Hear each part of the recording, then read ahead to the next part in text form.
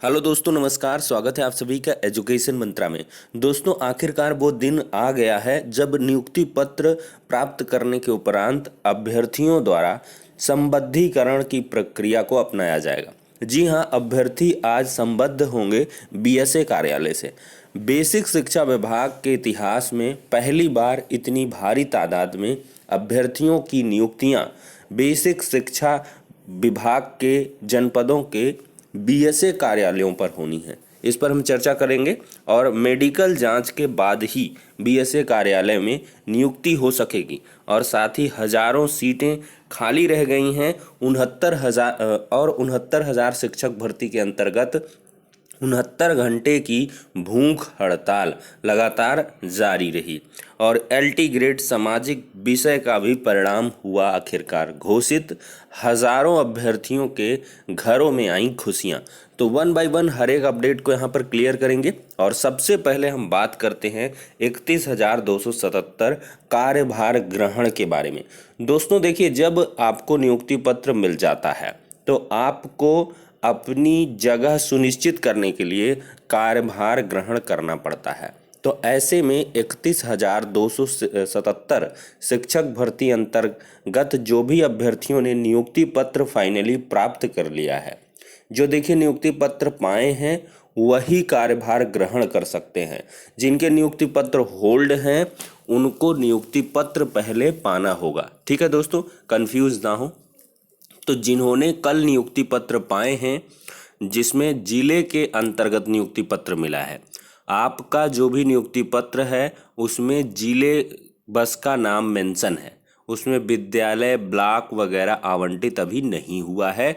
वो अंतर जनपदीय तबादला प्रक्रिया पूर्ण होने के बाद या विभाग जब चाहेगा तो सॉफ्टवेयर के जरिए आपका विद्यालय आवंटन होगा।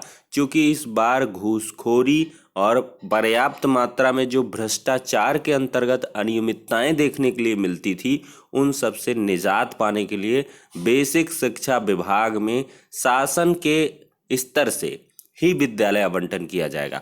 तो ऐसे में दोस्तों सबसे पहले आपको मेडिकल अपना फिटनेस प्रमाण पत्र बनवाना होगा बीएसए कार्यालय में ज्वाइन करने से पहले। तो आज सुबह ही जो भी अभ्यर्थी मतलब वीडियो सुन रहे हैं, सुबह ही निकल लें अपने संबंधित जनपद में। आप मेडिकल सर्टिफिकेट स्वास्थ्य प्रमाण पत्र बनवा लें। बहुत जेन्युइन तरीके से और बहुत आसान तरीके से मेडिकल सर्टिफिकेट बन जाता है। जी हाँ, यहाँ पर आपको ध्यान देना होगा, 2 कैरेक्टर सर्टिफिकेट भी आप लेकर के जाएं। ठीक है, बाकायदा अगर मांगते हैं तो दे दीजिए, अगर नहीं मांगते हैं तो कोई बात नहीं, आप मेडिकल फिटनेस का दे दीजिएगा। मूल डॉक्यूमेंट रिसीविंग दिखाएंगे, नियुक्ति आदेश जो है उसको दिखाएंगे, आधार कार्ड पैन कार्ड की छाया प्रतियाँ दिखाएंगे और एक सेट जो छाया प्रति है डॉक्यूमेंट्स की उसको भी आप लेते जाएं प्रिकॉशन के तौर पर। हालांकि आवश्यकता नहीं है, आपका जो नियुक्ति आदेश है उसको देखा जाएगा, डॉक्यूमेंट्स की रिसीविंग देखी जाएगी और आपको बीएसए कार्यालय में संबद्ध करा लिया जाएगा, कार्यभार ग्रहण करा लिया जाएगा। अब संबंधित जनपद के बीएसए महोदय जिस प्रकार के आदेश देंगे, जिस प्रकार के दिशा निर्देश देंगे, उनके आधार पर आपको कार्य करना होगा। कुल मिलाकर बेसिक शिक्षा विभाग में आज से आप एक बतौर शिक्षक के रूप में कार्य करेंगे।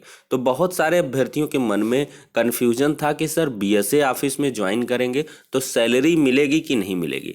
देखिए, कार्यभार ग्रहण का मतलब ही सैलरी स्टार्ट होता है। अब आपने कार्यभार ग्रहण किया है, मतलब कार्य का भार आपने ग्रहण कर लिया, तो इसके एवज में तो कुछ ना कुछ मिलेगा ही, कुछ नहीं पूरा मिलेगा और लगभग 42,000 समथिंग आपकी सैलरी बनने वाली है। ठीक है, तो आप लोग आराम से एंजॉय करें और इसके बाद बेफिक्र होकर ज्वाइन करें। ठीक है, और जो शिक्षा मित्र के पद पर कार्यरत हैं, बहुत सारे मतलब शिक्षा मित्र बंधुओं के द्वारा कमेंट किए जा रहे थे, तो वो लोग क्या है, पहले रिजाइन करेंगे और फिर खंड शिक्षा अधिकारी महोदय से आपको रिलीविंग ऑर्डर लेना पड़ेगा और इसके बाद नियुक्ति आप संबंधित जनपद में जहां आपका सिलेक्शन हुआ है वहीं लें। ठीक है।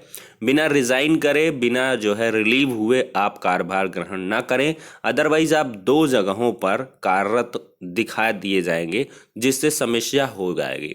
ठीक है। तो ऐसे में आप लोग क्या है कि सैलरी वगैरह के लिए अगर आपको कन्फ्यूजन है, जहाँ तक क्रिस्टल क्लियर है मुझे कि कोई दिक्कत नहीं, पहले दिन से सैलरी स्टार्ट हो जाती है। लेकिन जिनको अगर कन्फ्यूजन है तो BSA कार्यालय में सारी पूछ ले कि सर आज से ज्वाइन कर रहे हैं तो क्या हमारी सैलरी मिलेगी या स्टार्ट होगी या ऐसे ही चलेगा काम, तो उसको क्लियर कर लें। कुछ अपने स्तर से भी कार्य कर लिया करें। तो कुल मिलाकर दोस्तों आगे बात करें तो हजारों सीटें रिक्त हुई हैं। जी हाँ, सचिव बेसिक शिक्षा परिषद की तरफ से अगर हम बात करें तो 1000 सीटें लगभग रिक्त हुई, 1000 समथिंग। लेकिन मुझे नहीं लगता है, हजारों ने तो काउंसलिंग ही छोड़ दी है, और इसके बाद हजारों हजार की अंकीय त्रुटियां हैं या उनके सर्टिफिकेट में कुछ ना कुछ त्रुटियां हैं। किसी का TT इनवैलिड है, 5 साल के बाद का है। मैं आपको दिखाना चाहूँगा, यहाँ पर एट लास्ट दिखा दें। जी हाँ, यहाँ से देखिए जो है साफ तौर पर देखिए, TT का प्रमाण पत्र 5 वर्ष से अधिक का है। TT का मूल प्रमाण पत्र नहीं है, TT का प्रमाण पत्र 5 वर्ष से अधिक है। देखिए यहाँ पर प्रशिक्षण में प्राप्तांक 520, मतलब B.Ed के मूल प्राप्तांक व रजिस्ट्रेशन में भरे गए अंकों में अंतर है। इंटर स्नातक के बीच 3 वर्ष से अधिक का अंतर है। इंटर स्नातक के बीच 5 वर्ष से अधिक का अंतर है।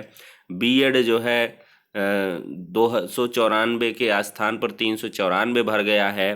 प्रशिक्षण दूरस्थ शिक्षा कोलकाता से है। ठीक है। और इसके बाद इंटर में 600 भरा। तो इस तरह की मुझे लगता है हजारों से ज़्यादा त्रुटियां हैं। हर एक भी मतलब जनपद उठा लें तो 100 के नियुक्ति पत्र तो रुके ही हैं, लगभग 100, 150, 20, 30, 10 ही मान लें आप, 10-20 भी मान लें तो यह आंकड़ा कितना, 75 जनपद 1400-1500 जाएगा। लेकिन यहाँ पर देख लीजिए आप खुद ही, यहाँ पर क्या कह रहे हैं।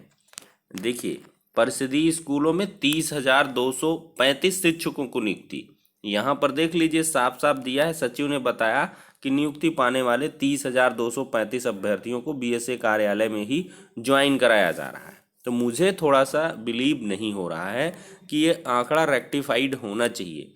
इसमें कहीं ना कहीं बिल्कुल त्रुटियां हैं। 30,235 को नियुक्ति पत्र नहीं दिया गया होगा। बहुतों के होल्ड हैं, बहुतों के जो है काउंसलिंग में अनुपस्थित के कारण जो है नियुक्ति पत्र मिले ही नहीं, जनरेट ही नहीं हुए। तो ठीक है, बाद में और स्थिति क्लियर हो जाएगी। लेकिन यहाँ पर देखें तो 31,277 सहायक अध्यापकों को मिला नियुक्ति पत्र। 100 दिन में हर प्राथमिक स्कूल में शुद्ध पेयजल होगा, योगी जी का कहना है। मुख्यमंत्री योगी आदित्यनाथ ने कहा कि प्रदेश के सभी परिषदीय विद्यालयों में 100 दिन में शुद्ध पेयजल उपलब्ध कराया जाएगा। उन्होंने कहा है कि आंकड़े बताते हैं कि अन्य पिछड़ा वर्ग, अनुसूचित जाति, अनुसूचित जनजाति के अभ्यर्थियों को निर्धारित मानक के अनुसार आरक्षण का लाभ दिया गया है। ठीक है। पूरी पारदर्शिता से बिना भेदभाव के प्रक्रिया की गई है। और इसके साथ ही साथ देखिए यहाँ पर शिक्षकों को देना होगा मेडिकल सर्टिफिकेट। देखिए, शिक्षक भर्ती में नियुक्ति पाने वाले 845 सहायक अध्यापकों को मुख्य चिकित्सा अधिकारी की ओर से, यानी कि CMO की ओर से जारी मेडिकल प्रमाण पत्र बेसिक शिक्षा अधिकारी के सामने प्रस्तुत करना होगा। इसके बाद उनकी ज्वाइनिंग BSA कार्यालय में होगी। इसके बाद ही विद्यालय आवंटन किया जाएगा।